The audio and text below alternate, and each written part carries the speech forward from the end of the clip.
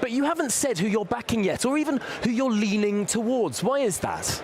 Well, I've tried to keep my options open, and I do want to hear them all. But, you know, I will certainly say that as far as media presentation has been concerned, use of social media, use of a consistent... So here's Michael Fabricant at the Tory conference, intending to strike terror in our hearts, but failing, and unintentionally succeeding where he didn't intend to.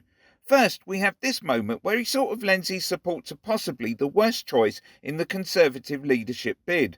Message that I have to say Robert Jenrick has done particularly well, and that's what we need with a leader of the opposition. Is this an exclusive, Michael Fabricant? Are you prepared to say you're leaning towards Robert Jenrick? I'm leaning towards Robert Jenrick. But no mind made up yet? Not firmly. I'm going to listen to all four, but and I've just been listening to Tom Tugendhat, who isn't quite my politics, but actually presented himself very well. I wanted to hear Kemi, but I had to come out to do this interview. So I missed it.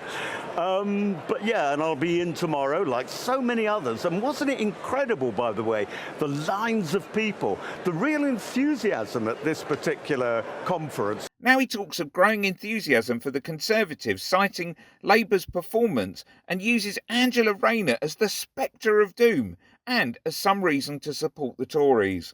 I think 3 weeks ago, it would have been a very dull conference, a very mournful conference. But I think people feel there's a real chance, thanks to the appalling beginning of this Labour administration, that the Conservatives could come back in 4 years' time. Wow, so you'd say despite the biggest defeat in the Conservative Party's history, there's still strangely a bit of a positive mood here. There is a positive mood. Now look, I'm a realist. In 4 years' time, people may forget. But you know what? I think Keir Starmer is deeply flawed. I actually think he's a dud.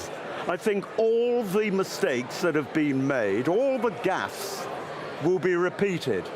And let me tell you something, I used to be a government whip, and one of the instabilities in a political party is when you have a lot of new members, they panic easily, and that's what happened, of course, with Boris.